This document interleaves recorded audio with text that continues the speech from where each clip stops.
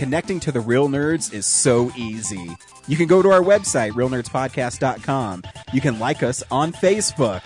We have a Twitter account, @RealNerds. We also have Instagram. You can call us, 720-6nerds5.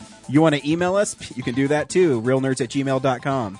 Thanks for listening, and enjoy the show. Hi, I'm Jimmy Palmiotti, and you're listening to Real Nerds Podcast. Now pay attention and stop playing with your dick.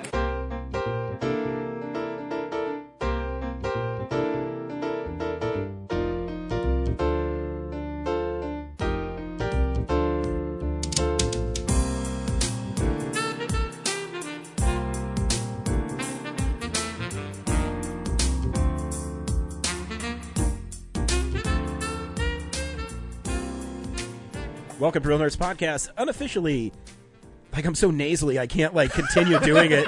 The official, unofficially, the official podcast at Denver Comic Con. Unofficially, the official podcast. 2017 and beyond. Yeah. I am Ryan, and I have my fellow nerds, including Zach and James and Brad. And every week, the Real Nerds go see a new movie, and we podcast our experience of the world. This week, we saw The Founder. So stay tuned till the end of the movie.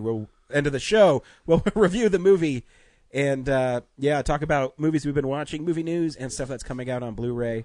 Oh man, you too, Brad? What is it, like 75% of us are all sick? Because I've been sick too. I don't know. I think it's just that I woke up like an hour ago. Oh, okay. I thought we were just like a petri dish of a podcast. An hour ago? Gosh. Yeah. Man. I've been really I forget bad schedule lately. I forget what that's like, having a kid.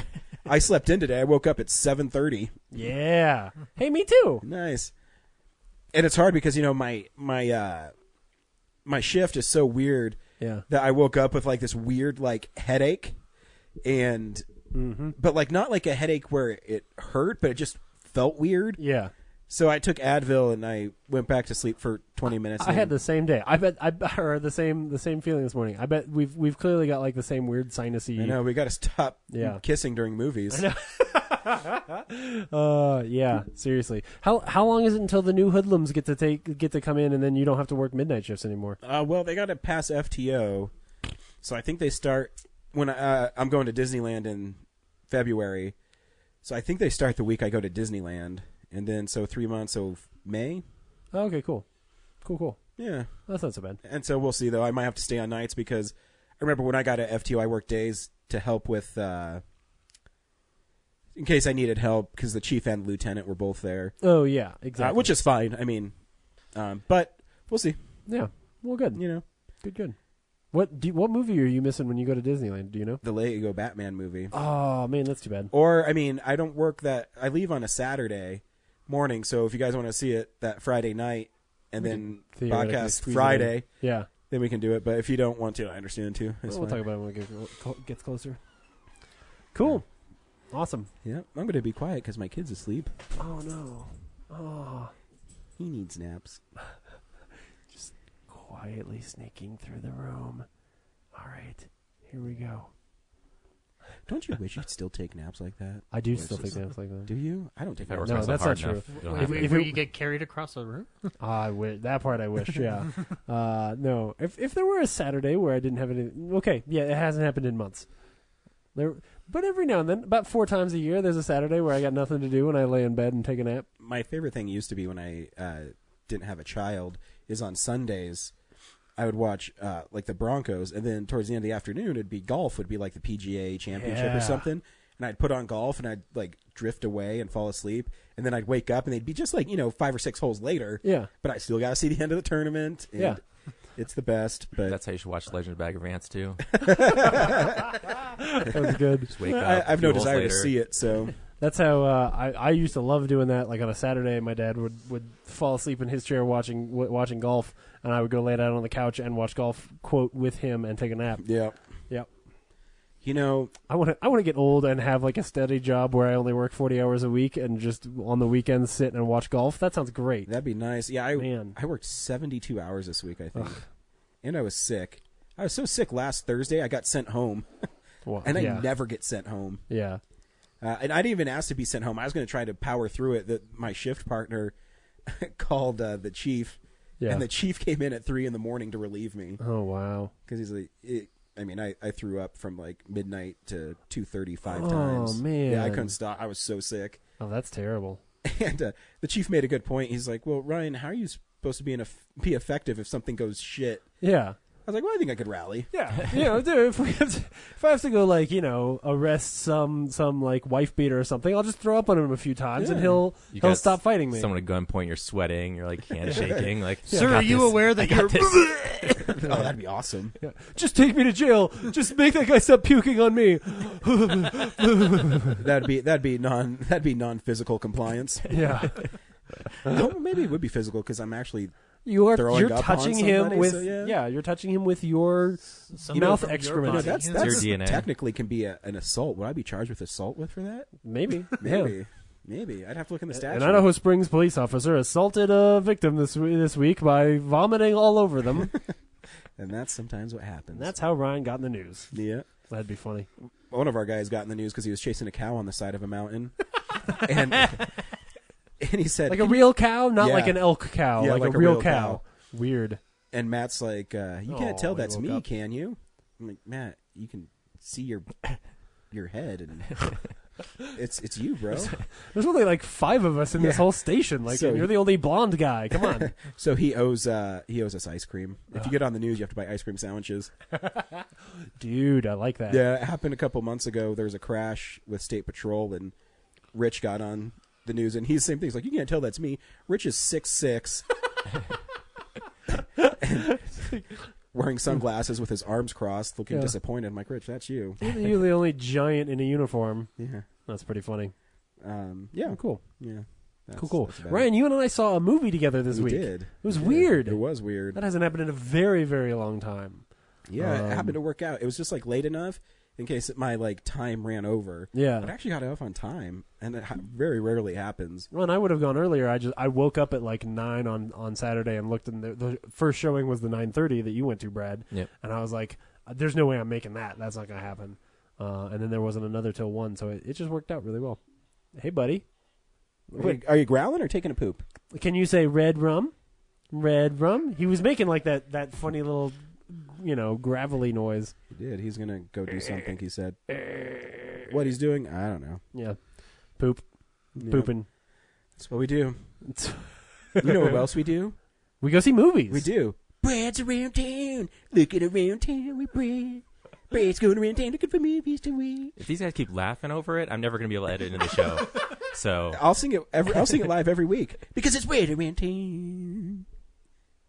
So this week, the Esquire is doing the Rocky Horror Picture Show in the Cool. room. So, yay! They're once every 3 months showing. It's like twice a month. Yeah, it's which every is month like, or so. Yeah. It would have been a good week for something new. Yeah. But But it always, or at least the room always sells really well. yeah, So that's like a guaranteed Yeah. revenue for them. right. But other than that, you can go to EFP Talks on Wednesday at the Bug Theater. I don't want to go to that. Watch me stumble through a presentation, how to make a short film in under 2 hours. Well, I'm sure it's going to be great. Your guys' poster for it is badass. Thank you. Did you take like special photos of yourself to do that? There's no way that you had photos that looks like that already. No, that you could Photoshop. We set up in Mike's house. Oh, okay, and good. Put it on a tripod, and I had a remote clicker. Yeah. Then we had to get his wife to do it because the remote wasn't working. It was very difficult to shoot yourself. Yes. Oh. And then next Tuesday, the 31st, is Open Screen Night, where you can see Thunderbolt 2 in 3D. Cool. And that's about it. And the after show in 2D. How is And like 10 other films. How does the 3D look? Like now that you've remastered, or did you get a chance to do the second remastering or whatever? That's why I woke up with this one today. Oh, okay. It's almost done. It's got Cool. there was a blank spot that I got to fix. It's coming out all right. Well, Yeah. good. That's exciting. So Man. that'll be ready to go. Hey, Kellen, tell us about the party you were at. Were you at a party? Huh? Were there lots of pink balloons and And ladies? women on the same cycle? Oh, son of a bitch. Man. Get it because they're all together? Terrible. You're just terrible. There you are, buddy. Kellen, you can tell us about what movie did you see this week? Finding Dory? Yeah?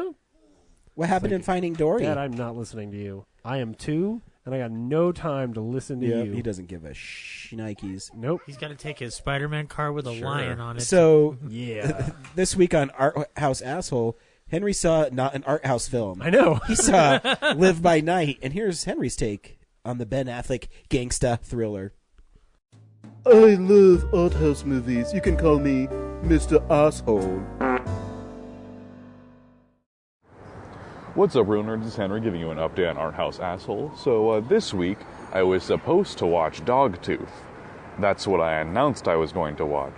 Instead, I got sick, and school got hard, and I got lazy. So I'm not reviewing that this week. Instead, I'm reviewing Live by Night, the new Ben Affleck film, which I did not like.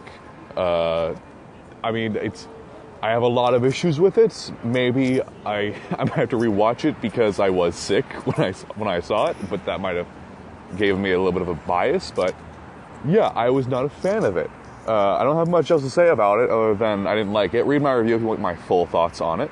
But yeah, I would skip it if I were you. I think there's just multiple problems that I had issue with.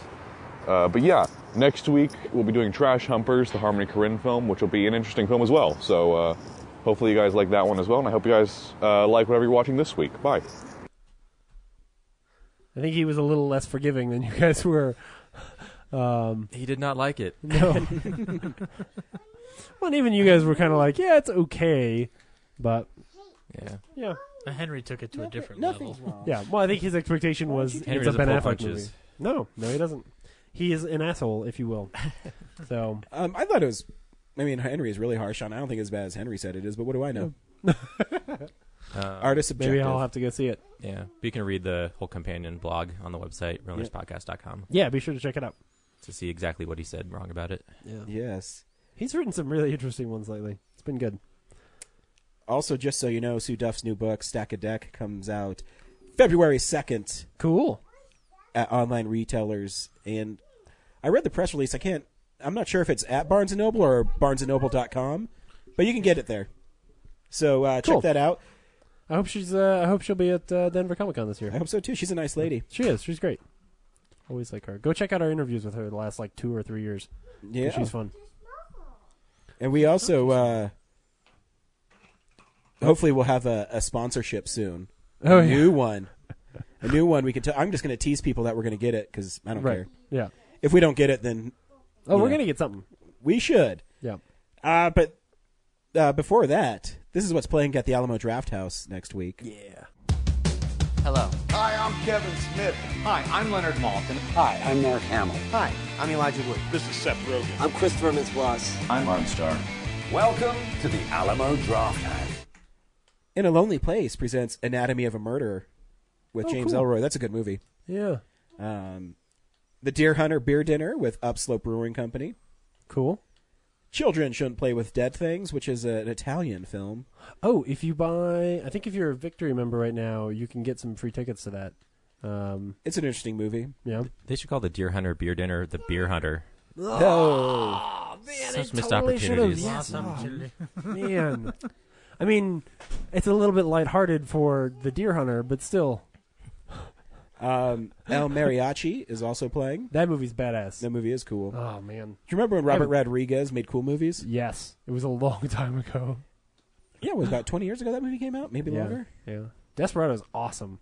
Love PBS Desperado. Kids at Alamo presents Ready, Jet, Go! What is that? That I sounds don't cool. know, but isn't that the name of... oh, no, it's Jet Set Radio. I love Yes, that game yes. on Dreamcast. That's a different thing. That's one of my favorite games on Dreamcast. Nasty Woman presents The Hitchhiker. Which, remember, if you buy tickets to that, your ticket proceeds go to Planned Parenthood. So I highly encourage you guys to go out there and do Seeing a good movie and giving to a charitable cause. Yep.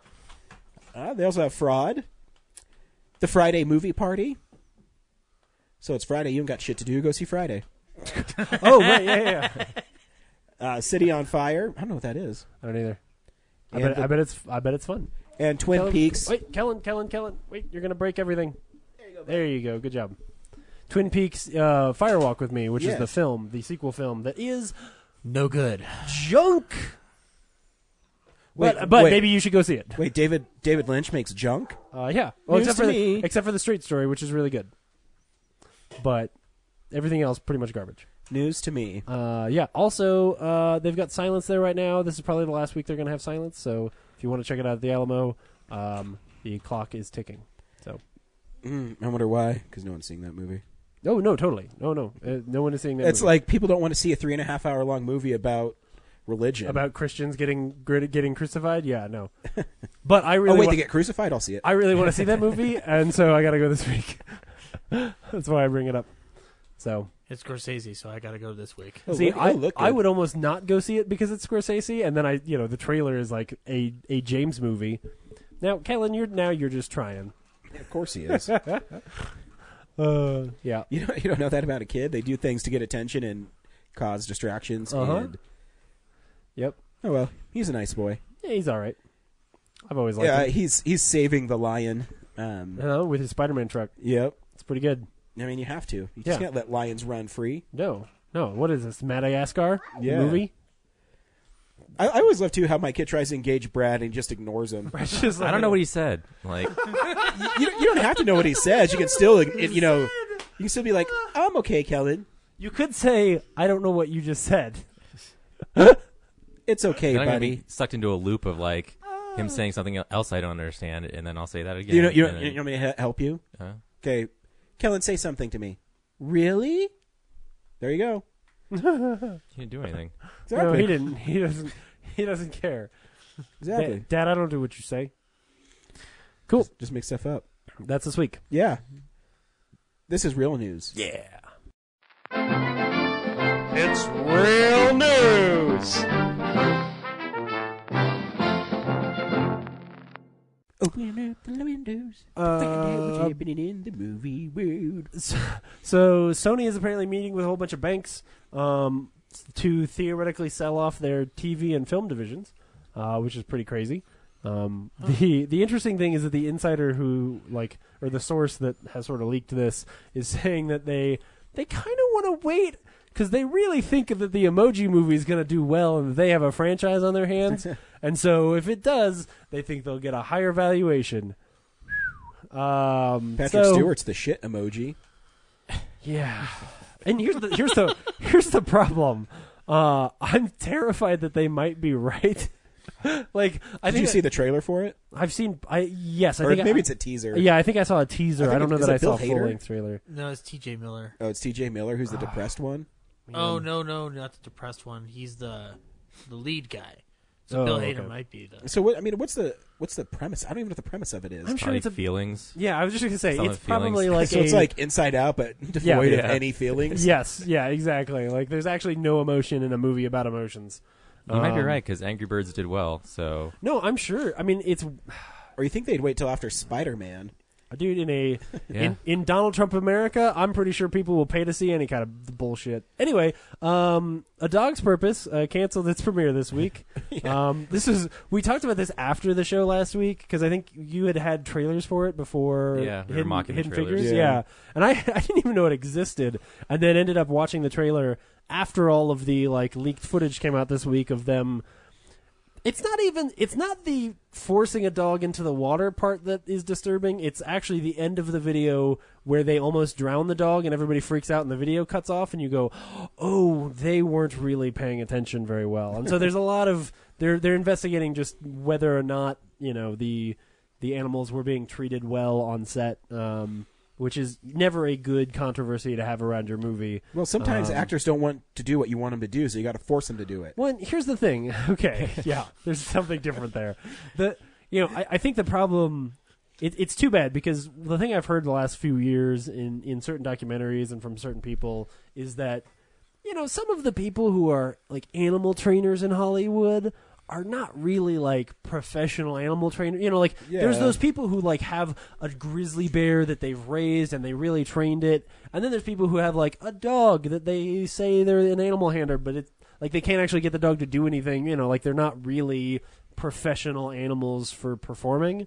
And so, I'm sure it's one of those things where if you're the director and you think you've got this professional animal handler and they end up just being sort of a goof who has a dog, I could see you, especially in a case like this where you've got a lot of animals, getting in some pretty hot water pretty quick, but it's not a real great video to watch. Yeah, I agree. Yeah. I mean, so, and again, like I said, it's not not having a hard time getting a dog to jump into the water. That's not the part of the video that's really disturbing. It's that little end piece where like its head pops underwater and doesn't come up, and you go, "Oh shit, y'all are stupid!" Like, you put a man in a green screen in a green suit in that water and cut him out of the film. Yeah, and then that way the screen right behind him already. Right? Like, yeah, like why are you even doing? Fucking CG the water in. I don't care. Just film a dog in a pool. Like, it's gonna be just fine. But then we'd be back here in like 6 months being like, oh, that CGI water was so fake. Yeah. On a movie we're never going to see. Yeah, I was totally... But, well, here's the thing. So then I went and watched the trailer. I was like, oh, man. Not that it looks good, but it does look emotionally manipulative in a way that I might enjoy. Like, well, yeah. Well, you go do it now. You're supporting people drowning dogs. Oh no, I'm not going to go to it now. But I feel bad because like Dennis Quaid is in there, and Dennis Quaid looks really good, and he's like, I'm an old man, but I've got a sensitive heart. If this dog could make me love again, and I was like, yeah, I'm going to make Dennis Quaid love again. And when I see that, I'm like, this looks like shit. Oh, come on, but Dennis Quaid. Hey, and you're coming to a guy who watched 2 Slumber Party Massacres this week. I'm just saying.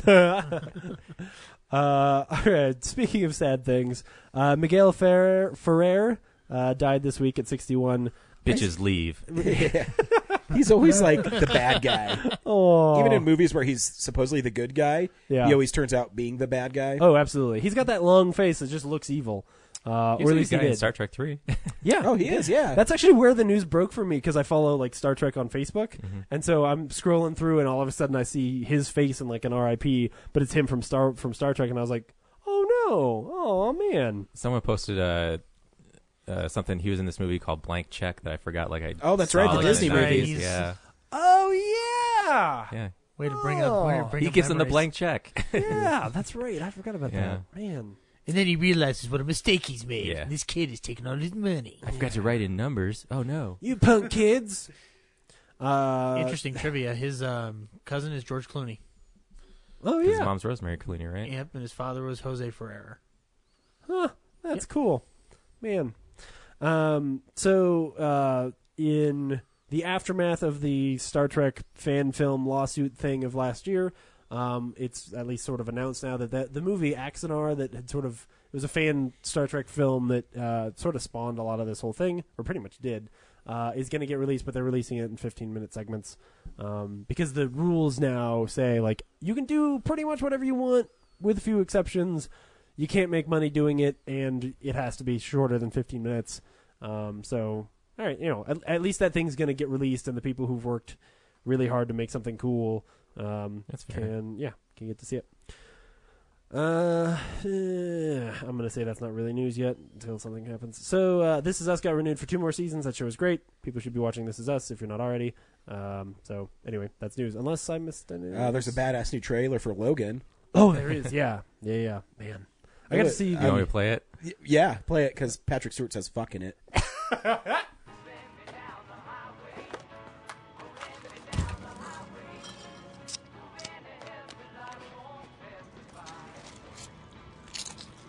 Hello? You know you gotta pay for that, right? Hey, come on. Not okay.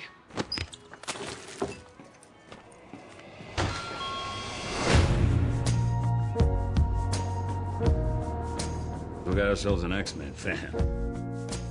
Maybe a quarter of it happened, and not like this.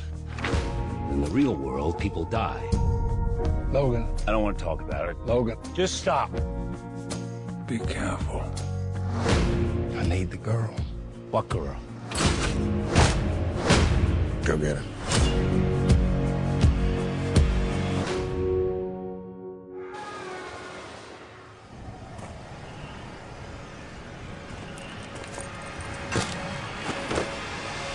No. No. No.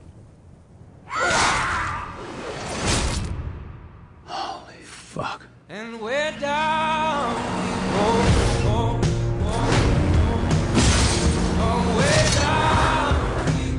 She's like you. Very much like you. I am not whatever it is you think I am. She needs our help. Someone will come along. Someone has come along. This is what life looks like. People who love each other. A home.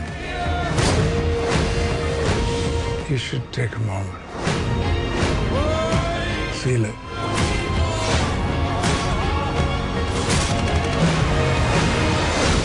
You still have time.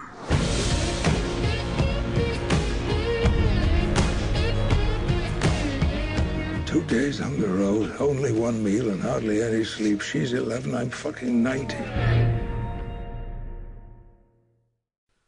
Yeah, it's pretty sweet. It is. Oh, man. I'm like, oh, they're sticking claws in everybody. Every trailer for that movie makes me so excited. Ugh, Yep. man.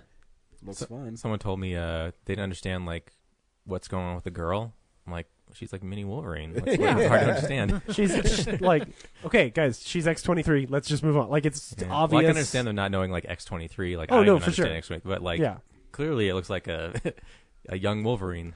Yeah. Yeah. Yeah. Or it doesn't matter. It's She's like- some little girl and he's got to protect her. We're going to figure it out. Yeah. It's going to be all right. And through her, that he's going to understand more about himself. Yeah. Yeah, exactly. Well, I mean, in the comics, she's a clone of Wolverine. Yeah. That they got from, when he was in Because the Weapon X Wolverine, program. Yeah, because Logan is actually a woman. He's just a real buff woman. So, yeah. Tons of testosterone. The comics are really interesting. I don't think yeah. James has ever read a Wolverine comic. No, I have. I read all the Old Man Logan story. Oh, that's right, you have. Yeah. Where I really wish Did you that listen to Johnny Cash while you were reading it? Oh yeah, absolutely. I remember when they announced this, my first thought was, it's really too bad that they can't get the Hulk in here because I really want him to have the actual story of Old Man Logan is like he's living in California on Hulk land and he can't pay his Hulk rent, and so the Hulks all come and try to like kill him because he doesn't pay any of his Hulk rent, and then he kills a bunch of Hulks. Yeah. Seriously? Old Man, oh yeah. Yeah. Okay. And then Hawkeye shows up. Well, so then he leaves and Hawkeye shows up, and then he drives across the country, and Colorado is now full of dinosaurs, like T-Rexes, that are all covered in the symbiote, like the Venom symbiote. So there's like Venom T-Rexes chasing them in a Jeep. That's pretty cool. Yeah, it's pretty great. But no, the actual story of Old Man Logan and the ending with Mysterio is fucking awesome. Like, it's one of... Anything with Mysterio is awesome. Yeah, it's one of those stories that, like, just about the time that you think, like, oh, man, not Frank Miller, Mark Miller is kind of a hack, then you go, like, he puts out a story like Old Man Logan, and you go, oh, shit, this is why people really love you. It's so funny that Mysterio... is in these, like, because he also did the Daredevil one, the Kevin Smith Daredevil, where he's trying to drive Daredevil insane, and then he like kills himself at the end. Oh yeah, and you don't find out it's Mysterio till almost the end. Oh yeah. And then he's in Old Man Logan, where he's a goofiest like Spider-Man villain, but if he's used effectively, right, I think can be an awesome villain. Well, and that is, I mean, spoilers for the book that won't have anything to do with the movie. That came out 8 years ago. The whole premise, well, yeah, but the whole premise of Old Man Logan at the end is sort of that. It's not a new thing, but is the like, hey, if Spider-Man's Rogues Gallery fought the X-Men and the X-Men Rogues Gallery fought the Avengers and and vice versa, that they could actually defeat each other. And it is. When they reveal what Mysterio does to Wolverine, you're like, oh shit! Like, it makes Wolverine such a cool character. Old Man Logan, at least, such a cool character.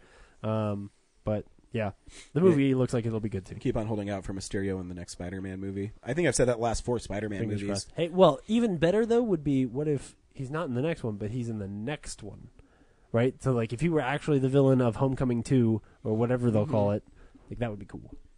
Yeah. If they keep making them, eventually. Well, how many cool Spider-Man villains are there left? Like, well, I still think if they did Kraven's Last Hunt as a Spider-Man story would be awesome. Yeah, but I think that would be like the third one because it's so dark. And, yeah. I want to see Spider-Man fight a giant rat man. Yeah. I was just thinking that one of the problems that they're going to have is that, like, unlike with an Iron Man, because Spider-Man is a kid, like, you always have to have him keep getting older if you keep using the same actor. Yeah, I mean, I don't know. I've said this many times.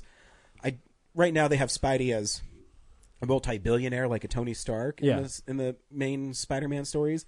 and they didn't want him married because it makes him seem older. I'm like, really? Him being a multi-billionaire industrialist doesn't make him older? Yeah. Because to me, that makes him way older than being married. Or at least less relatable. Yeah. Yeah, he built the company in like 5 years. Yeah. And, since we'll do this, I'll tell everybody you should pick up, if you're looking for a fun Spider-Man story, pick up Spider-Man Renew Your Vows. It's written by Jerry Conway, who wrote The Death of Gwen Stacy and a bunch of classic Spider-Mans. And it takes place in an alternate universe where Spider-Man and Mary Jane never got divorced and had a little kid that has spider powers. Oh. And Mary Jane has spider powers, so they're like a spider family fighting bad guys. Okay. And it's really good, and it's drawn by Ryan Stegman, and he's a really great artist.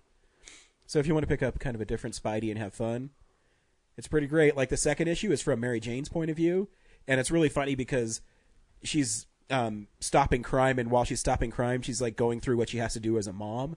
So, like, she's beating people up, and she says, okay, I got to drop off Annie at school, and I got to do... It's really funny. Yeah. And talking about how she's a multitasker. It's really great.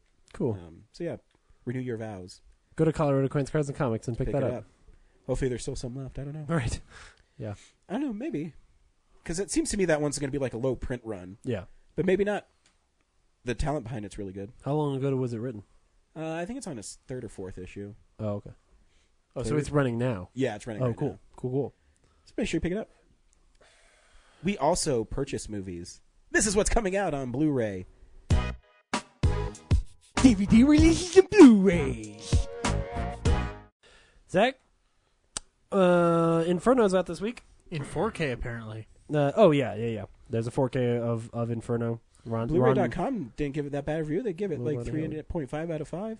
I want to check it out. I like Tom Hanks. I like Ronnie Howard. I like Felicity Jones, and I love even the second one. What was the second one called? Angels and Demons. Even that one, I was like, all right, it's not great, but it was kind of fun. I think Blu-ray.com's biggest issue with the movie was it wasn't as dark as its like premise made it out. Oh yeah, because the book is darker. Oh, okay. Yeah, interesting. As dark as a Dan Brown novel is really. Yeah. The Light Between Oceans is out on Blu-ray this week, which I'm kind of excited about. Yeah, I wanted to see that, so I'm gonna probably try to. She's the new Lara Croft. Yeah, she is. That's the movie where Michael Fassbender and Alicia Vikander steal a baby out of the ocean and then don't give it back. Maybe. Do you steal it when it shows up, or you just save it? Hey, it belongs to the ocean, man. You belong to the Kraken. Yeah. You just see the Kraken and Alicia Vikander in the courtroom. Speaking of things that the ocean has laid claim to, the USS Indianapolis movie starring Nicolas Cage, I'm on the Indianapolis, which has got a subtitle of Men of Courage, is out this week. It's got Tom Sizemore and Tom Jane in it. Wow. That's actually not a bad lineup. I know. 2 Toms for the price of 1. Look at this. Look at how young Nick Cage looks on this cover too, man. They have photoshopped the hell out of him. I guess it's Photoshop now. It's no longer airbrushed. Can you see? Yeah. Can you see the sharks on this cover? Doesn't look like it. Anyway, based on the incredible true story of so do they that have scene Robert from Shaw Jaws. narrating the? I was just gonna say movie. It would be great if like he bookended the story, or like no, it would be great if like men went in. Yeah, like they do the whole story, and then just as the boat goes down, they just cut to that scene from Jaws, play it, and the credits roll, and you're like, I'd give it 2 stars just for that. Yeah, absolutely. I'd be like, great excuse to watch that scene from Jaws. Pretty good. David Bowie's The Man Who Fell to Earth is out this week in a some kind of funny collection thingy. I think it's just a limited edition, like big box set thing. Oh, David Bowie's dead. Let's capitalize on it. It's kind of weird. Yeah, it's a 3-disc. No, it's not Criterion. It's a 3-disc. But it might be a port, just like they do with RoboCop. Yeah. Yeah, but it doesn't have like any kind of special branding on it. Did you but pre-order anyway. your Scream Factory RoboCops yet? 2 and 3? Yep. They start taking pre-orders? Oh, yeah, make sure you pre-order them, because if you Yeah. don't, you won't get the slipcover.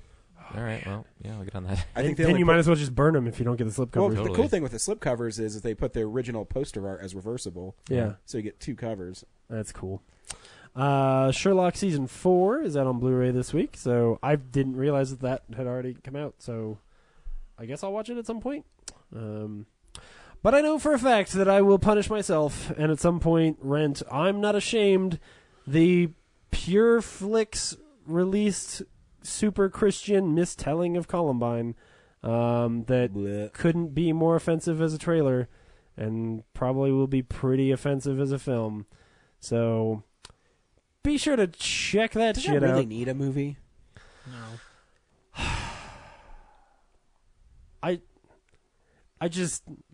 I mean, I know that they trailer made just 9/11 makes me movies, so but- furious. Yeah. Hey, they're making an Aurora shooting movie.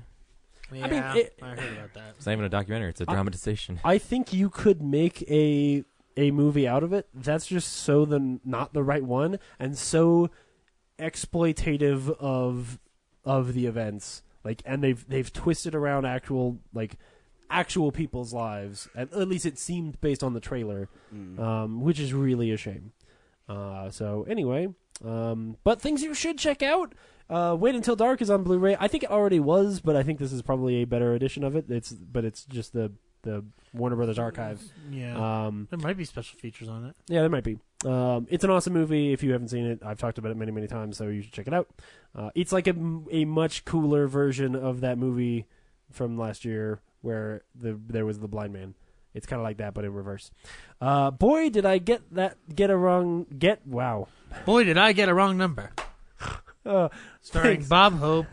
Thanks, Zach. Phyllis Diller. Yeah. So check that out. If you have a craving for Bob Hope movies, which I don't know many people who do. I kind of like his face on this cover. That was pretty good. He's looking into one blue phone and one pink phone and going, what? I got so many phones. The Monster, which is just some kind of horror movie, it looks like. Yeah, I have that coming. Oh, yeah? Number 10 from last year? Number 10. Yeah. Oh, yeah, it's that one. Oh, man. See, like, the cover here, when you describe it, it sounds really cool, and the cover here is just a gross monster. Like, Yeah. this just looks like a normal horror movie. Yeah, the original So I poster didn't art is even way connect better. them. It's like, kind of looks like the original poster for Tusk. Did you mention that Scott Speedman was in this movie? I did. He's in it for like 2 minutes. I need to see this. Let me guess, they don't show that monster on the cover until like 45 minutes in the movie? No, he's Yeah. in it. Well- He's in it pretty soon. Oh, okay. Well, and it's almost too bad because the monster looks kind of lame on the cover, like the glowy eyes and that kind of Yeah. stuff. I don't know if it looks better in the movie, but here, yeah, like, you can borrow it when I get it. okay. No, no, he shows up pretty early in the movie. The monster does. Did you see it in the theater? No, I rented it on Xfinity Oh, because okay. it played for only 2 days at the C Film Center, and I was working both days, so it's hard for me to, like, when I sleep, it's hard for me to get up at 5 and drive downtown to go see a movie when I have to be back at work. But yeah, And the C Film Center is okay. Yeah, no, I like it. Yeah. And then last but definitely not least, there's one more horror movie that right here on Amazon says it's releasing on January 24th of 2017. It's being released by Arrow, and it's a little movie called Blood Rage. What? Which now means that we have announced Blood Rage was releasing this week like 7 different episodes. I mean, I own it. Yeah, you already own this So movie. sometimes with Arrow, I do know they release non-special editions of their movies. I mean that must be what this is, but even like the poster here is the cover. I mean, it makes it look like this is just a normal and it release. Says 2-disc special 2-disc edition. special Oh, edition, wow. comma special edition. Wow. Maybe this is a double special edition. Maybe this is a better You're version. telling me I didn't get the ultimate Yeah, edition of Blood like Rage? they're double dipping, man. You're missing out. There's an even better version of Blood Rage out there. Man. Yeah. When I saw that, I about died. I was like, no way. He's like, Zach, don't say anything. Right. Don't say anything. How many times are they going to release Blood Rage? Yeah. Man, maybe it just sold so well that they're like, we got to might re-release have. this, guys. The thing is horror movie fans like me usually buy that stuff up pretty quick. Yeah, oh, yeah. Like collector's editions. Well, I just think it's funny that Blood Rage, of all things, and after they postponed it 7 times or whatever it was. I know I had it pre-ordered, I think, for 3 or 4 months. Oh, yeah. No, we really did. We announced Yeah. it 3 or 4 times on the show. So I think by the time it actually came out, I think I remember us saying, like, so it says it's this week, but just we'll wait and see. You fool us 6 times. Shame on you. But anyway, that is everything on Blu-ray this week. Cool. We watch movies, too, besides the movie of the week. In a segment I like to call What We've Been Watching. So, yeah, this is the stuff we've been watching. Brad, what'd you watch this week? I actually didn't watch anything. No? I've been rewatching Deep Space Nine, Star Trek Deep Space Nine. That's about it. That's a good one. I guess the only thing I can say about the second time around is, watching it, I just felt like, there's a few not great episodes. And I was just thinking back to like living through the time that they aired. Yeah. And it seems like today there's just so much pressure that like every episode of every series has to be like a home run. Yeah. And back then it felt like not that they were trying to make bad episodes, but they were just like they were just trying to get episodes out because they're making 30 of them at a time. Well, yeah, it's you're right, because I mean I think now very few shows do like the 22, 24 episode seasons now. It's 10 or 12, so they can focus more on making them better. Yeah.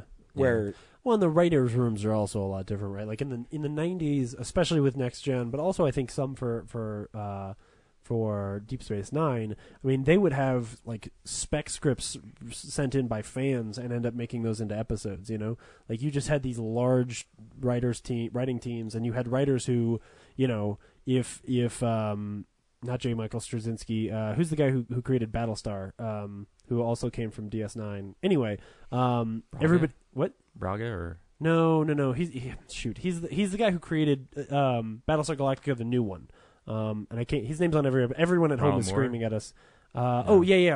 Ronald D. Moore. Yeah. Yes. Like when you see his name on an episode, you know it's always going to be like a space politics episode and that kind of thing. Klingons, You've got the people who really like writing the episodes about the Bajorans. You know, so I think there was just so much disparity there too that like they don't always feel week to week like one big story. Like they're not, because you've just got all these people writing different wacky little stories. Well, I'm in season 3 right now, and it's still like before it becomes really serialized. Yeah. So, but yeah, it was just nostalgic for a day when you know an episode would go by and like you wouldn't, as a fan, hear much of anything. Yeah, you're just there'd be no hate. Okay. Online, it would just be like, hey, we got an episode of something we love. Right. And then they moved on with their lives. Right. Yeah. And you would just celebrate. I'm sure they got really letters making them. Oh, I'm sure. We never saw those. Yeah. Yeah, absolutely. I think what you're really saying is you're longing for a time before the internet when things you loved couldn't just get shat all over for no reason. Yeah. Like you could take a knee for a day and not. Yeah. Yeah. Yeah. Anyway, that's it for me. Cool. I'll go next. Brian's watching the football game, which is fine because that was really good. This incredibly lopsided football game. I know. No, that touchdown was great. So they got a lot more to catch up with. Yeah, they do. If they can go do something good about 4 more times. So only really 2 things. I started watching The OA, which is a show on Netflix. I'll probably talk about it again in a couple of weeks when I've either finished it or gotten a little further in, because it's not. Is it a sequel to The OC? No, it'd be a prequel. Yeah, that would be. You're right, alphabetically. I don't know anything about it. It's a sci-fi show. It's not. It doesn't get its hooks in you in a Stranger Things kind of a way. But it's basically about this woman who is like she was kidnapped as a kid, and so she's been gone for 10 years. And the one sort of interesting sort of hook that I'll spoil from the first episode, you learn it in the first 20 minutes, is that when she disappeared, she was blind. When she comes back, she's not.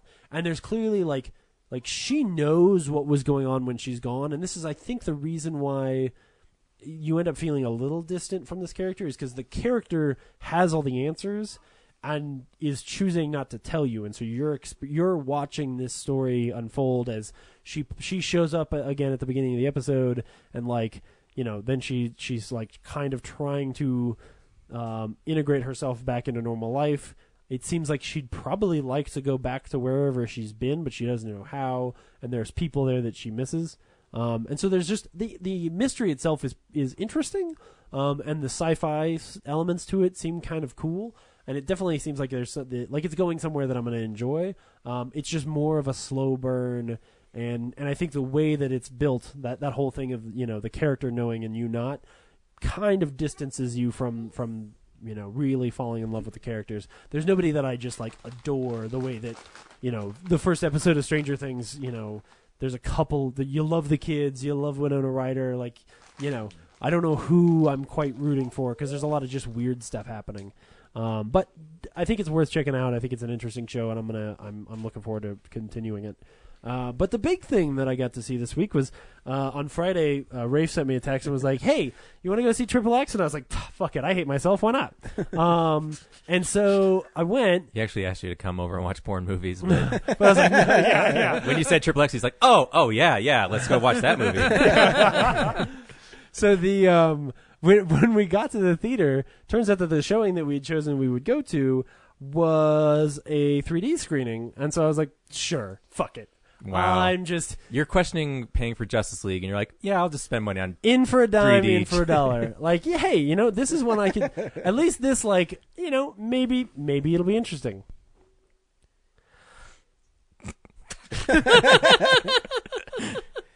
I had a lot of fun at this movie.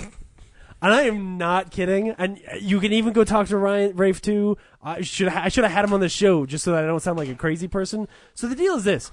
This movie knows that it's stupid as fuck in a, like, Expendables 3 kind of way and embraces it completely. So that I would compare this closer to a Torque, where there's big dumb stuff happening and they're like, yeah, it's called Vin Diesel. Tongue fully inserted into their cheek the whole time. So there's a there is a whole like 0G fight at the end where there's a plane crashing and you're watching the guy who plays the martial arts, like the Jedi from the last Star Wars movie. You're watching him doing pretty cool like fight scenes on this plane. Donnie and then Yen's in this movie? Yeah, and then the gravity all goes away because the plane is starting to crash, right? So they go into like that vomit comet thing, though they do it terribly. So like the angle that the plane goes at would rip the wings off, but whatever. So like he's flying around in 0G, like shooting guns at people and like grabbing them and throwing them different directions,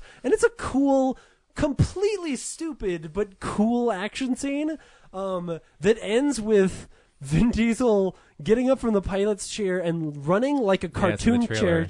Yeah, it looks like DJ Caruso shoots this movie like it's a cartoon. So there's these weird shots like that where he's running, almost like he's faster than a person could be down this plane. There's also in the trailer he's snow skiing down a mountain with no ski. Yes, snow. No, that's the beginning of the movie. Oh my god! So the movie starts. Okay, Ryan, you'll probably have you ever played like a Just Cause or a Far Cry? Yes. This is like a Just Cause movie where like the physics don't matter, the story is crazy, the main character is silly and stupid. At one point he's like, I gotta go to London, and Tony Collette's like, why are you going to London? And he goes, I gotta get my coat. And then he's so he goes to London and gets his coat, where he then proceeds to have an orgy with 6 British women for apparently no reason. Like it but just it's happens. PG-13, so I'm not going to see any boobs, so I don't care. No, fine. I'm just saying there's this insane scene where like he's having this dumb conversation with this woman about like, and she's like, if I touch the computer, why? She's not Vin Diesel. I don't know why I'm doing Vin Diesel's voice. If I touch the computer, I'll go to jail forever. And then like all her friends just walk in and bang Vin Diesel, and you're like, what the fuck is that? Is it because of the coat? It's so ridiculous. Oh yeah, so the movie starts. He climbs a tower. Spoilers for Triple X, but people probably shouldn't go see this movie. But it is oddly fun to watch.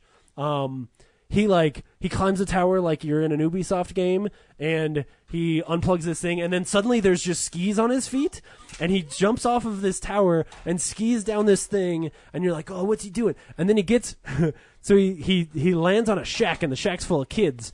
And he gets the skis off and he jumps out of the thing, and these like cops are chasing him because they're like, what'd you do to our tower?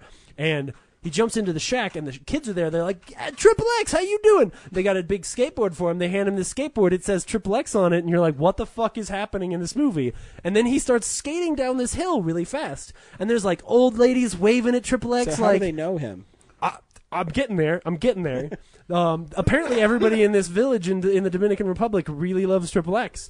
And he's like, in order to avoid getting hit by a truck, like, there's an old man driving a pickup smoking a cigarette, and he like leans in the window and he's like, hey old man, in like his terribly stilted Vin Diesel trying to pretend he knows Spanish dialogue, where he's like, hey old man, you mind if I lean on your truck for a second? And he's like still skating, but the skating sequences, like the speed skateboarding down this hill, are actually shot pretty cool. Like it's kind of a good little action scene, even though it makes no fucking sense. And then he gets to the bottom and he's running through all this stuff and like not parkouring because Vin Diesel can't parkour, but he wants to. And then he gets to this place and he takes the thing and he plugs it in, and then all the TVs in town turn on so that they can watch soccer. And you're like, oh, because Triple X is a good guy. He's saving the cable TV for everybody. You're like, what the fuck is this silly movie? But it knows. So another example is later in the movie, after all of the women have done this, like, cool, we're shooting all the bad guys sequence, Ice Cube shows up 'cause fuck it. And when he does, like, he, of course, that does the most... I'm in the motherfucking Triple X movie. Yeah, he is. And he does, like, the most obvious... I'm suddenly turning my back to the camera so that I can turn around and look at you and look cool. And then everything that Ice Cube says is just awesome. But in, like, again, just shitty dialogue, like, who gives a fuck kind of way. I mean, it really is. This reminded me very directly of, like, an Expendables movie. But, like, without all the salary, just with, like, the, you know, tongue-in-cheek, here's a dumb action movie. I had a lot of fun. I can't recommend it because it is so stupid. But by the time it was over, like, I turned to Rafe and we were both, like, smiling ear to ear going, what the fuck did we just watch? Like, how did this movie actually... Is Triple X, like, his, like, okay, alter ego name? I'm pretty sure, because I can't remember... Like, I haven't seen the original since I saw it in theaters. So, and I never saw State of the Union, which is the Ice Cube one. Where they didn't have enough budget to put the scars on Samuel L. Jackson's face. So I thought that, like, Xander Cage had, like, a YouTube channel or something called Triple X where he would do, like, awesome videos or some shit where he'd, like, jump off of shit or, like, save the jungle or something like that. But in this one, Triple X is, like, a government agency, like an arm of the CIA where... I think it's his 00 number. Well, yeah, no. Well, it's kind of like in this movie, it feels like Triple X is like the CIA's version of that last the Point Break remake, where they're like, I didn't see it. No, I know. Well, but no, I mean, if you remember the trailer, where it's like, we need extreme sports guys, you know, like that's their idea. There's even a scene where asked my wife, and she said it's because he's really hot. So the it's like shoot. I was going someplace and now I can't remember. Anyway, no, like, but he still. So he has Triple X tattooed on the back of his neck, though, which he had. Maybe that's how they know him. That he had that at the beginning of the Does first movie. Does he mention anything about family? No, he doesn't. No. Though by the end of this movie, it's a fucking Fast and Furious movie. Like, by the end of the movie, you've got your wife's favorite haircut, Ruby Rose, is in this movie, and she's actually really great. I don't. Who's Ruby Rose? Oh, she's in Orange Is the New Black, and she's got your wife's haircut. Okay. Your wife stole her haircut, and she's badass. Like, there's a really pretty cool, like, couple of ladies gunfight near the end of the movie. Oh, here's another ridiculously stupid thing. One of the people in the crew that is supposed to be like this crew that you like. James, you are way too excited talking about this. No, movie. I know, but just listen to this. So one of the people in the crew, they go and pick him up, and they're like, "We need this guy on our crew." All he is like a DJ. So anytime, only thing he ever does to help the crew is, like, they'll go into some place and he'll go find the music and spin up a rave so that there's a bunch of so that the crowd gets riled up so that no one can shoot Vin Diesel. Like, he doesn't actually do anything but spin music well. And he's a member of their crew. So there's a mission where they have to go stop some terrorist in a museum. And they're like, okay, you go find the DJ booth, and he goes like, you can't find it, and they're like, abort mission. I know. No, it really is. Like, there's a scene. Go home for the day. We can't use you. There is a scene in a jungle where there's like they're at they're meeting up with the where all these terrorist people are, and that's exactly what he does. Is he goes and finds the music and puts his head up and then starts spinning DJ music to make all the ladies dance so that no one can shoot Vin Diesel or find him in the crowd. And you're like, it's like if Ving Rhames in a Mission Impossible movie only had one skill, and it was to make good BDM music. Like, that's in this movie. What the fuck was I watching? But it knows it. That's my point, is it knows it's being stupid. How excited you are explaining to me, you have given me no desire to see this film. I'm sure.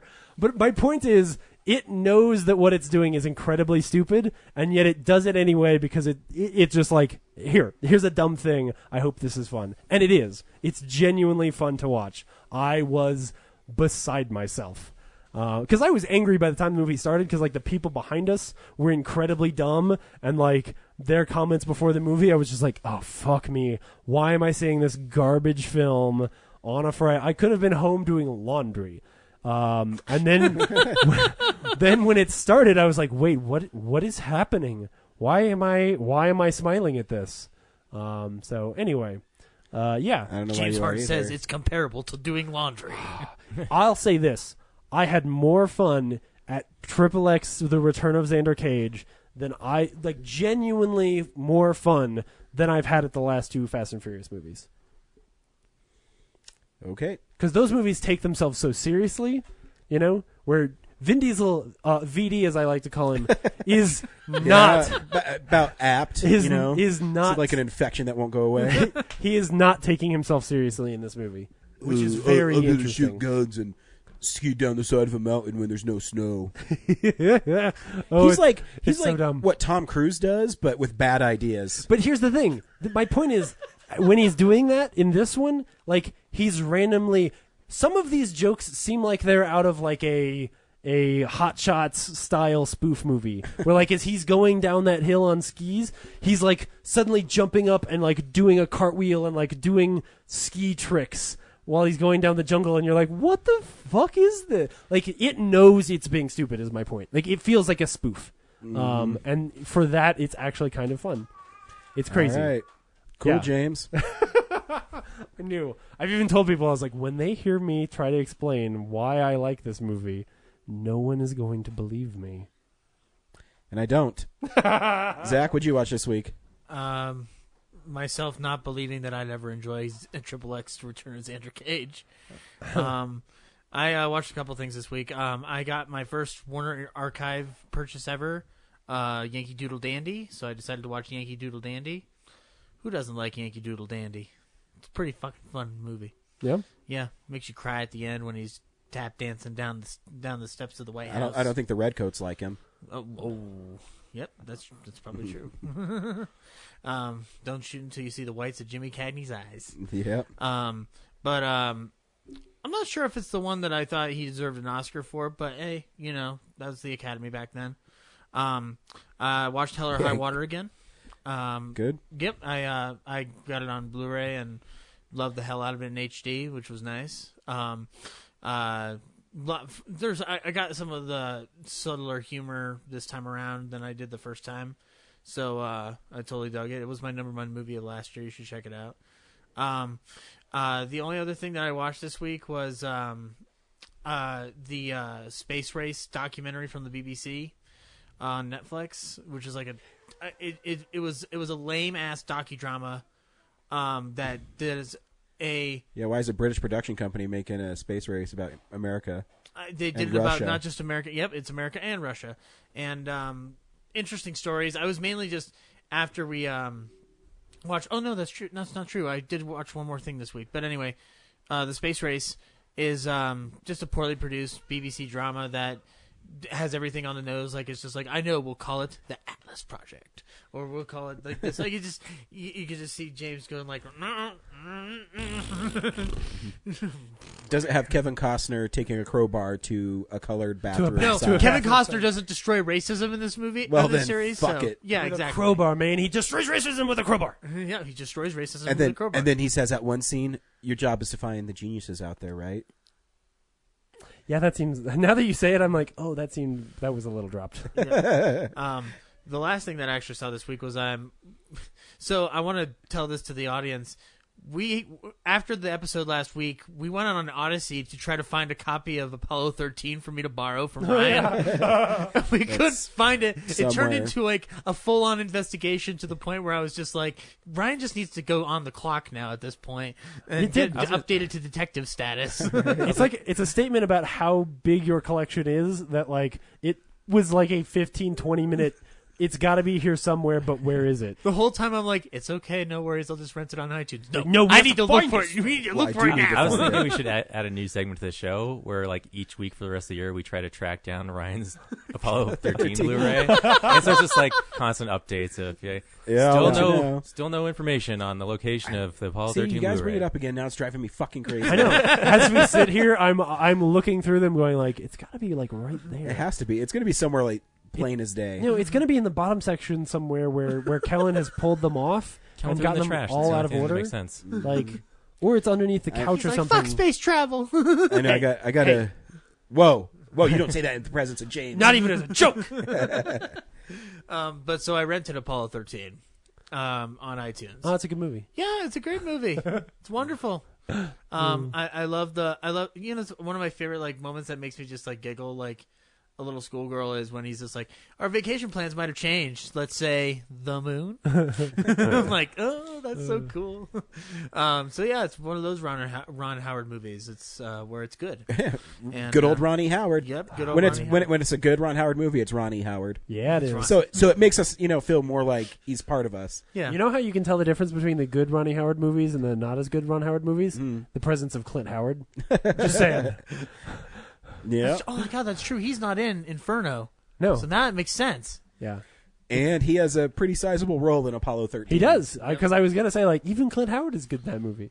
Yeah. Clint Howard's good in a lot of things. Watch Rock and Roll High School. He's awesome in Rock and Roll. Clint Howard is not in Rush, which is too bad. Yeah. I bet he's like, he in a can't mask. be. That's about a rivalry, so you can only have two guys really in it. It's about a rivalry. No, he's probably changing a tire somewhere. He's just got like a mask on. I'm going to say Clint Howard is in Rush somewhere.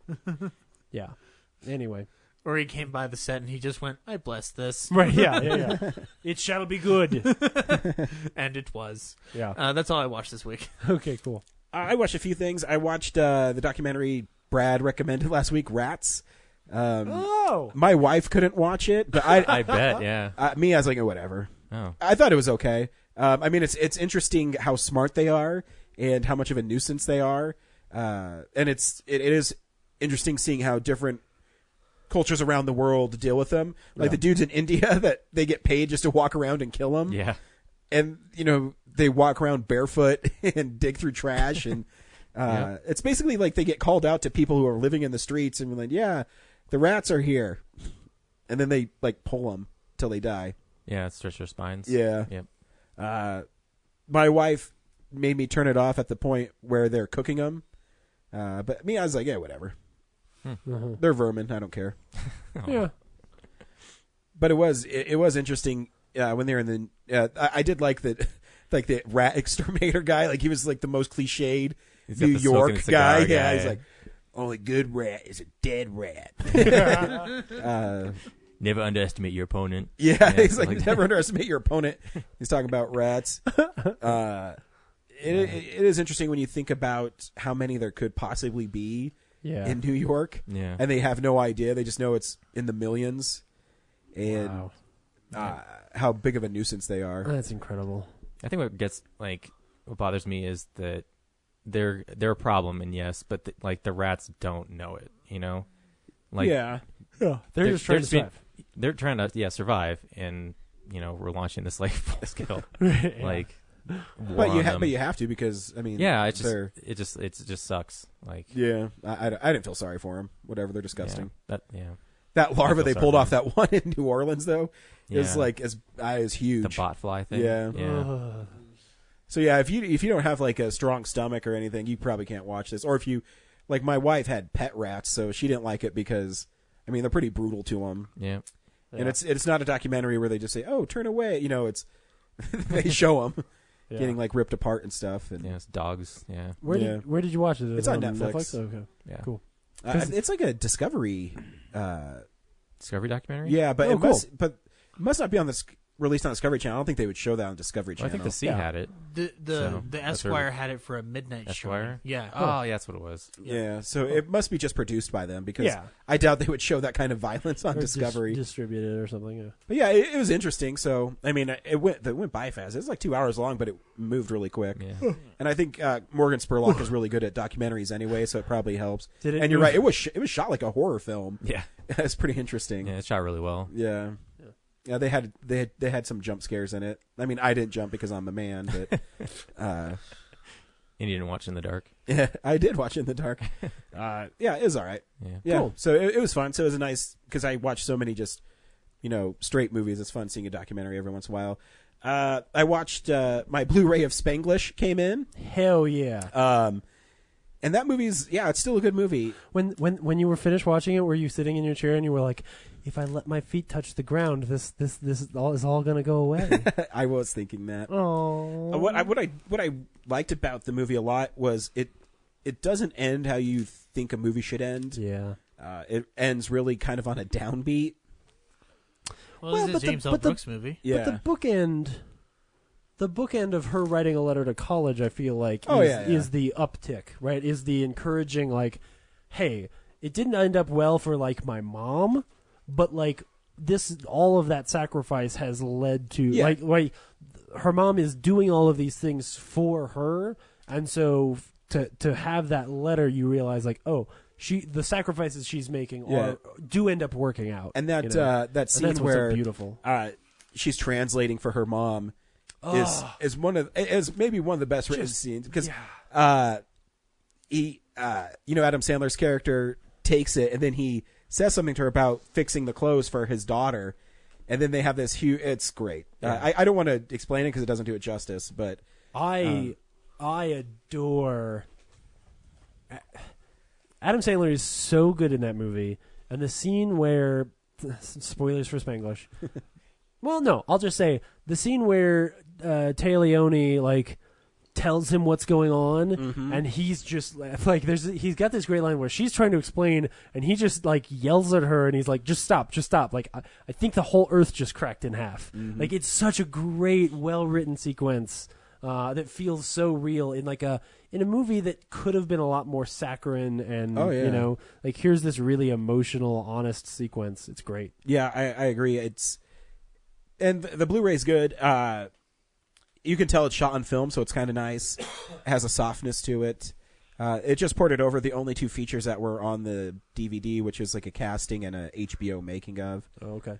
But yeah, it's cool to have it on Blu-ray. It's cool to get the upgrade. Now I only need Little Nicky and The Longest Yard for Adam Sandler on Blu-ray. The Longest Yard more so. Little Nicky I could probably do without. But I haven't seen it in years, Little Nicky, and I'm always tempted to see it again. Would those be literally the only two Adam Sandler movies you don't own? Yeah. Well, and, you know, obviously the Netflix ones that don't have Blu-rays But I'm yet, hoping that at the end of this Netflix run he does, they're going to release like a collection of them. Yeah. Because they just released a trailer for the new one, and is Adam Sandler talking like this again? And so we'll see. Are you going to break his movies out into their own section? I should, because I have enough If you've of got them all. yeah. But yeah, it was fun. If Jason Statham can have his own section, then Adam Sandler can too. You know what? I think you're right, James. I think you're right. Yeah. I also watched The Martian extended cut. Ooh, yeah. I dug into That's cool. Ryan's Vault again. The extended cut's really good. Yeah. It's just more story, really. Yeah. I guess you can say they trimmed off fat, but they took out like 29 minutes, so it's a lot. Yeah. But the movie's still great. Yeah. You know, I still my favorite line is still, I'm going to science the shit out of this. It's another movie that the extended cut was 2.5 hours, but it moves so fast. Yeah. And for a movie, it's just like Castaway, for a movie where a dude is basically by himself for a majority of the film. Yeah. It's pretty great. Man, that movie was probably like way cheaper to film than we think. I'd love to go back and look at the budget. I mean, obviously you've got a lot of CG, but I mean, you've got one set. You know, like you could film that whole movie in a warehouse. Yeah, it looks great on Blu-ray too. Oh, you've got all the stuff with the characters on the ship. Yeah, that part's expensive. It's I'm guessing probably $90 to $100 million. Yeah, but still, for a Ridley Scott like big epic film, I mean, it looks great, obviously, because Ridley Scott's really great with the camera. Yeah. So yeah, I love that movie. And the last two things I watched Slumber Party 2 and 3. Oh, Slumber Party Massacre. I'm sorry. As you say, let me not forget the massacre part. Slumber Party XXX 2 and 3. Yeah. So what is interesting about the Slumber Party movies is they're all directed by females. Oh, so cool. It's for slasher films that are super exploitive, to be directed by females is interesting. Yeah. And all the females came from Roger Corman. Oh, okay. So some of them were editors, some of them were production designers. And he wanted to give them an opportunity, because they were so good at being maybe an editor or with their job. They said, if you want a movie, what movie do you want to do?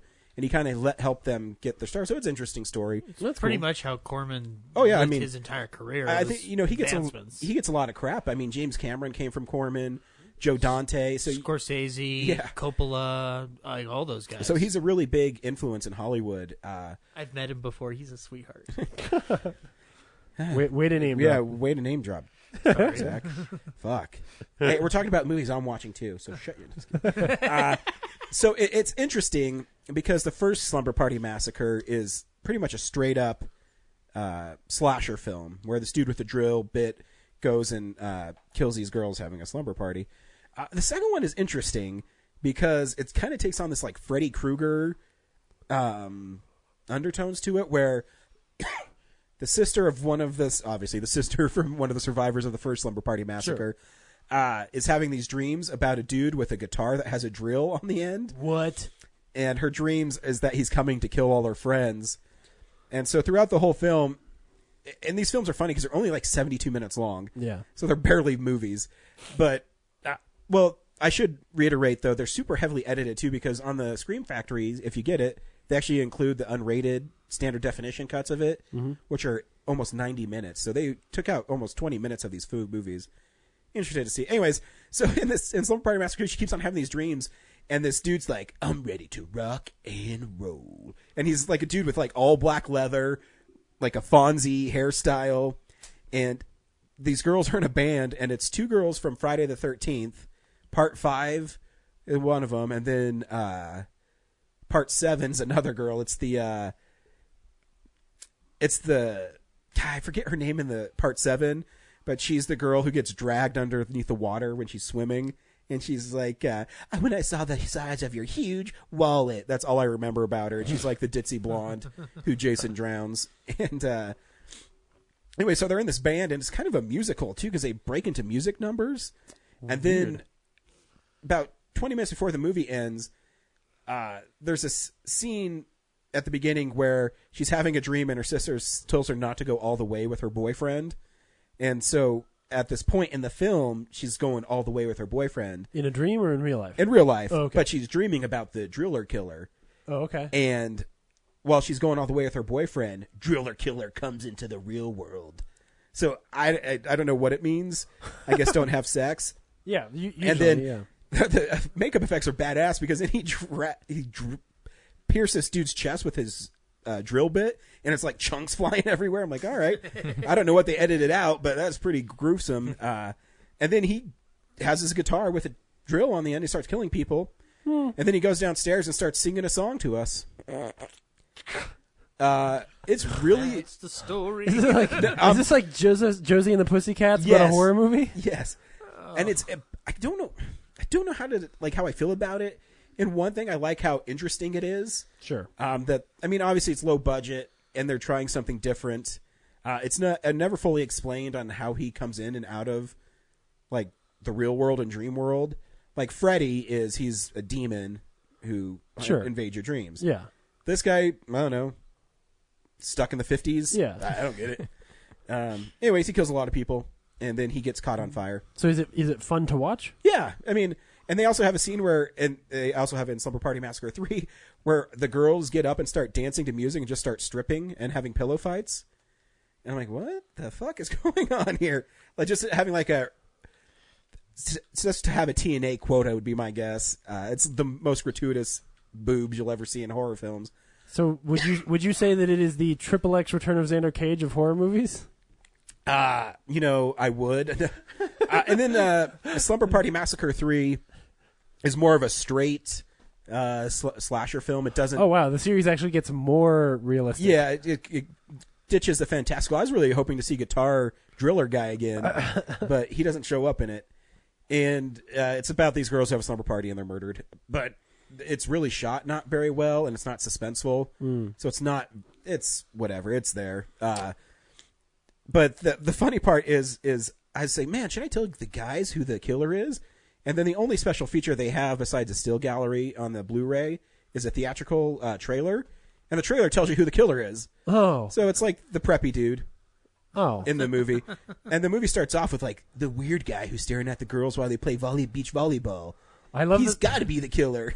I love that there's a time when you were thinking, oh, I wonder if I should tell the guys who the killer is, as if you could spoil Slumber Party Massacre 3 for us. But the trailer does, guys, so you can just watch the trailer. All right. And be spoiled. I was gonna watch the trailer before I watched Slumber Party Massacre 3. I have it. You can borrow it if you have 75 minutes to kill. Okay. It's only 75 minutes long. That's not bad at all. They put out the first Slumber Party Massacre one, right? Yeah, I'm sure that one probably deserved a release on its own, whereas the sequels, they were like, bah. Double feature. Again, what I love about Scream Factory, no matter the quality of the movies, they still take time. Even the transfers look great. Yeah. It's pretty shocking how well the transfers look, and sometimes you get like major studio films that don't get transfers that good. Yeah. So yeah, I mean, if you like 80 cheese slasher films, I don't know if you can do worse, but yeah, they're there. They're fun to watch. Yeah. That's what I watched this week. Cool. Well, that's good. This week on Real Nerds Podcast, we saw The Founder.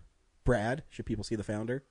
Yeah, I liked it. Michael Keaton's really good in it. Well, everyone in the movie's really good in it. And it's hard for me to love it though, just because Ray Kroc just ends up just coming across as such a jerk, ruining those guys' lives. So like that's hard to digest. But otherwise, and hard to digest, you say? Yeah.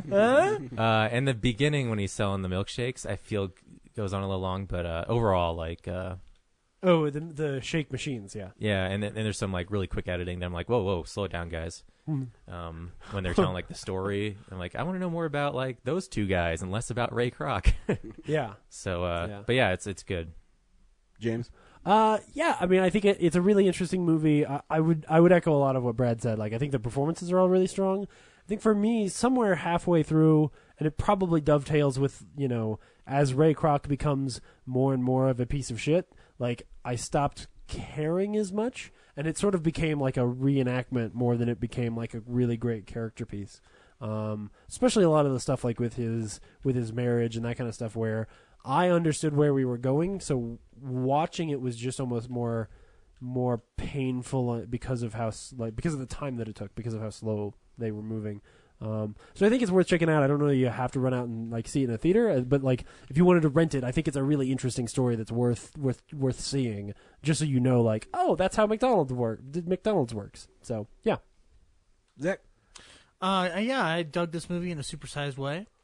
Jeez. Boo. File it. You didn't Bring even on another guy. You playing that before you even saw the movie. Yeah, I did.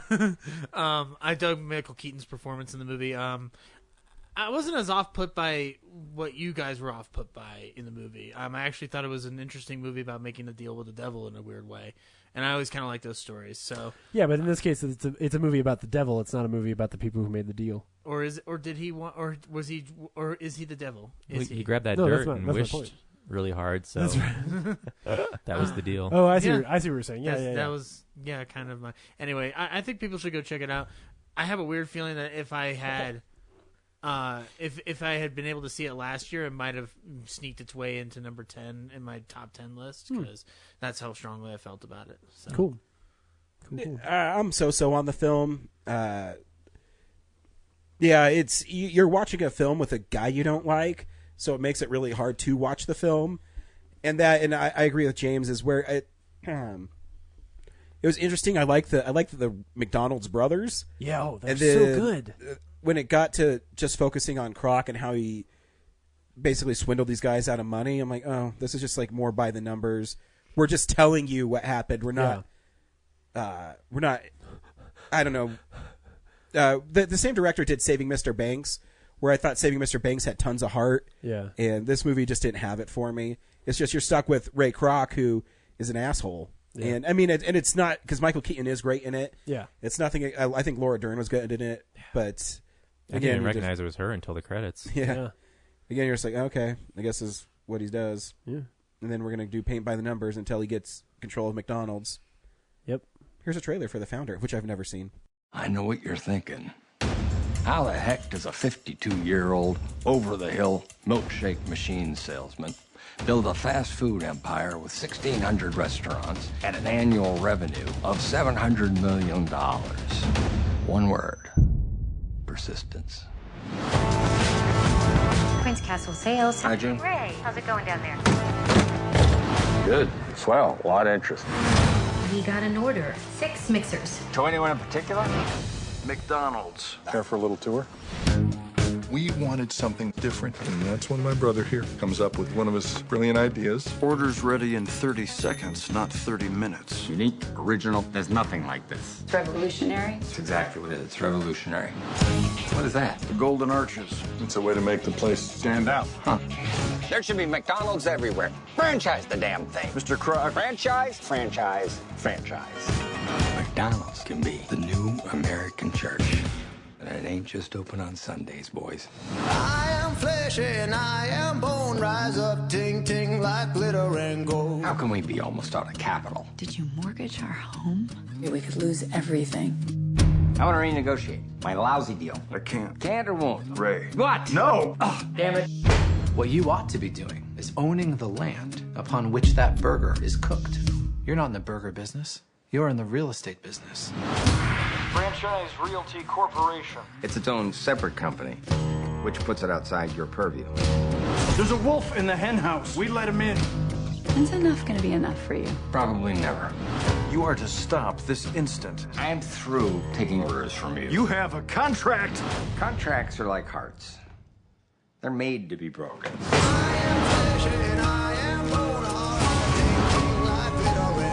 Business is war. It's dog eat dog, rat eat rat. I want to take the future. I want to win. The brothers are your business partners. Make it go away. I don't care what it takes. That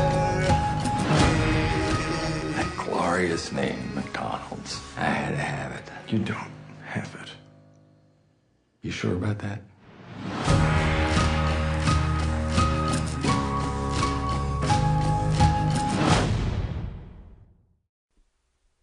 It's funny you say the thing about shit, and then I just completely lost my train of thought. Well, I agree with you. Yeah. It's like by the middle, Yeah. Things like show up like you know that there's a rift between him and his wife. Yeah. And that's gonna go, but it kind of gets shoehorned at the end. Mm-hmm. Yeah, it's like, and then he starts that new relationship with another girl. It's like 2 scenes worth, and it just feels like they're just telling you, Yeah. this is what happens, and But it's funny that that you said that about how you're just sort of like reenacting that stuff, because there's also literally a scene where we sit and just watch 2 characters tell us the story of creating McDonald's, right? Like there's hardly any reenactment there. Like there's hardly any drama there, and yet actually that part of the story I found fascinating. Like I loved those guys so much that just sitting in a diner and listening to them tell their story was really engrossing. and like seeing the stock photos and then watching them like work on the tennis court, like how they create the that was so cool. Which I read later was actually like implemented by White Castle years before they came up with it. So they just happened to copy it. You know. They didn't have the internet then, so right. It's totally within the realm of possibility that they just both came up with the same idea. And I guess the only thing that the McDonald's brothers had going from at the end is the one guy grew up to be the Zodiac, so it's totally cool that. And the other one grew up. And the other one grew up to be Ron Swanson. Yeah. Right, exactly. He means the actor. The actor. I'm just kidding. Okay. He's the Zodiac killer. Yeah. He's also the husband in Fargo. Yeah, which is really but I twisted. mean, there's parts because the director I do like Saving Mr. Banks. I think he's really good at these. When they're telling him how McDonald's works so well, I think it was really well done. You know, because it's I don't know. You just believe Nick Offerman and I don't even know the other actor's name. John Carroll Lynch. I'm just gonna call him Zodiac. And when Zodiac is going through in well, now when I see that movie, I'll know who it is. You've never seen Zodiac? Oh, really? Spoilers. No, because by the time you see John Carroll Lynch, you're like, oh, he's the Zodiac killer. I'll be watching scenes. He'll be in the crowd in the background. I'm like, oh, that guy. Yeah. He'll come up. He'll come back later. There's never mind. I totally dug so John Lee Hancock, the guy who directed the film, did The Blind Side, Saving Mr. Banks. My trajectory with him has slowly, gradually gotten better because I didn't like The Blind Side. I dug Saving Mr. Banks. I really dug The Founder. I think there's a progression of just him telling him a little bit more mature stories as he goes along, while still keeping it. I was surprised how restrained this film was. There's only one F word in it, and it's and everything else is like suitable. Like a kid could understand it. Like we were required in high school to read Fast Food Nation. You could show the same kids today The Founder, and they'd get the essential same story of how business works in America. Yeah. And this despondent view of like how persistence pays off in the best and worst of ways, I thought was just absolutely enchanting to watch. Like, but I dig those types of stories. So. And two, they paint Ray Kroc as kind of a bad guy, but at the same time, when you're ambitious and you're driven, and these guys refuse to see what he sees, right? I can see where you'd make that leap, is because they're stuck in San Bernardino and they're just saying, "Oh, we have a nice little hamburger stand here."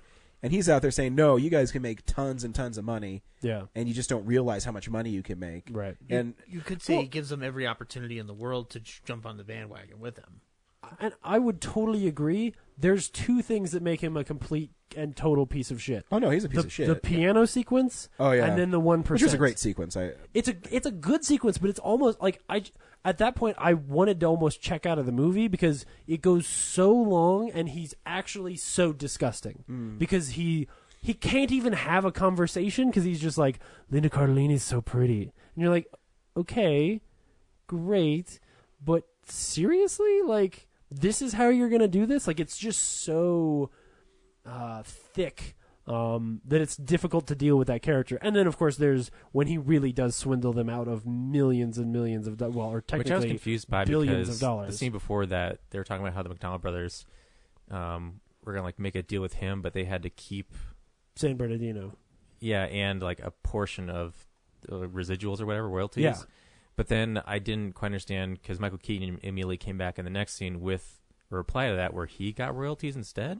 No. He refuses it. They were supposed to get royalties. He covers it up by saying, "My firm won't let me." Yes. And they go on a handshake basis that by a handshake by handshake basis you will get your royalties. Yeah. But Ryan from The Office said like that is a non-negotiable. So I don't understand what Michael Keaton's rationale is. He cons them out of it at the table. Well, yeah, that's what he's doing. Gets them there. All he want to do is get them to the table. Yes. So by getting them to the table and also them getting emotionally to a place where, they're just ready to give up, where they're willing to do it, and then where they are crushed enough that they know, look, our only choice here is to make a kind of a deal here, and when he offers them that handshake deal, I mean, they know when he shakes his hand, he's like, I know I'm never seeing this money.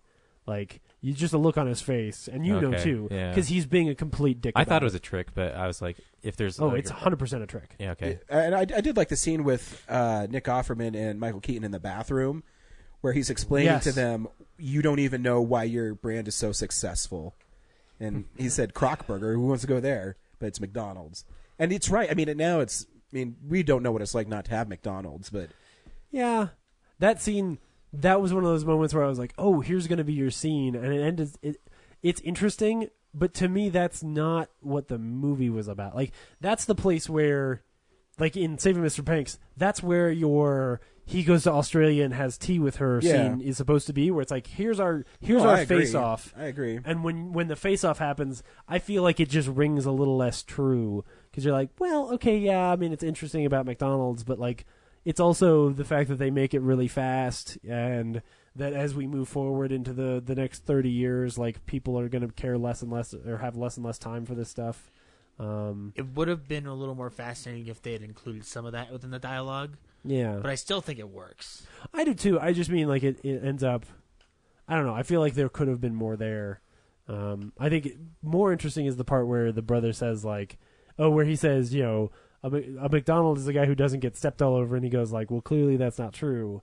Like that whole question of, well, I'm pretty sure you have a check for $1.5 million in your pocket, but that's still him being shitty because he knows that he just bought this thing for a song, whatever.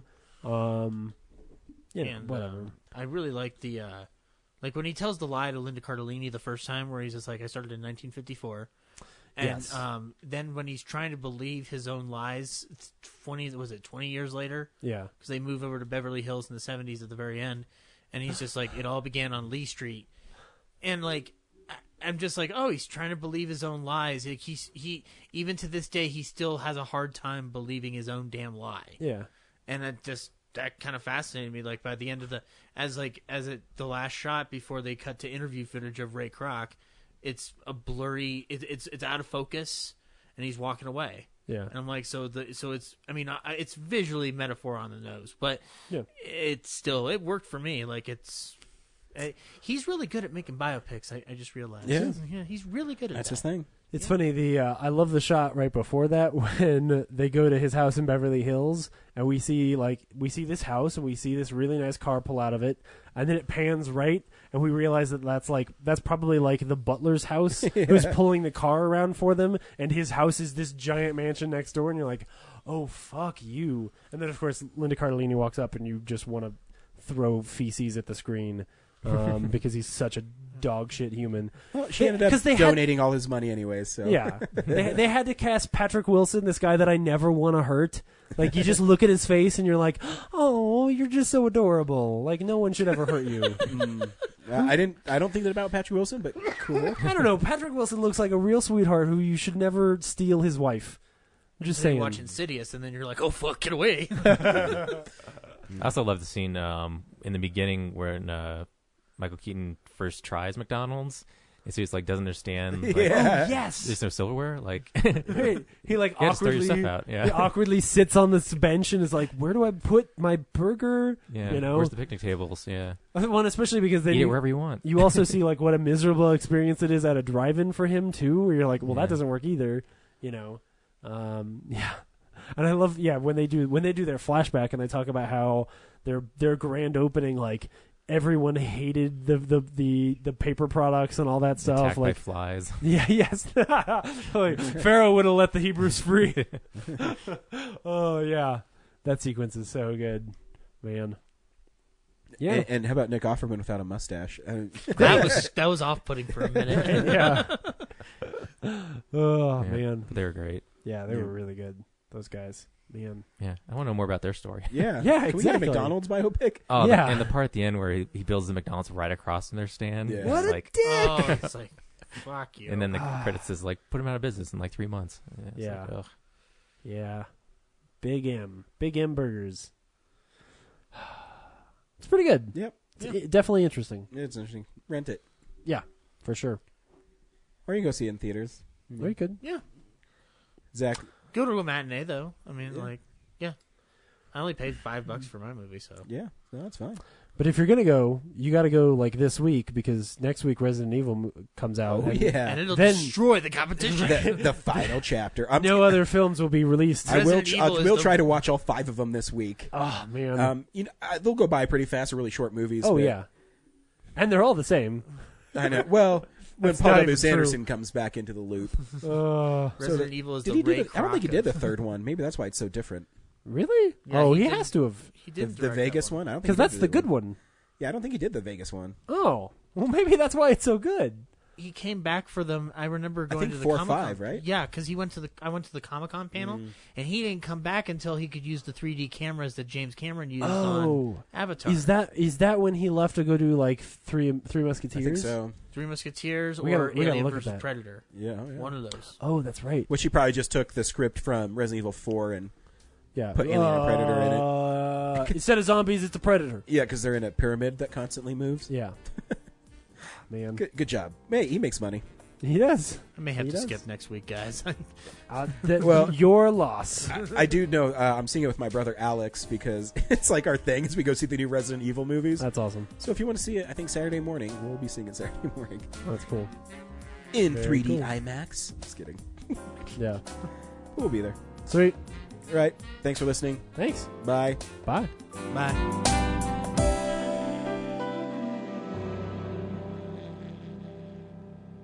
Real Nerds is a Nebulous Visions multimedia production. We would also like to thank Sparks Mandrill for our music. Additional music from Ben Sounds. Thank you to Alamo Drafthouse. Thank you to Colorado Coins, Cards, and Comics. And thank you for listening to the Real Nerds Podcast.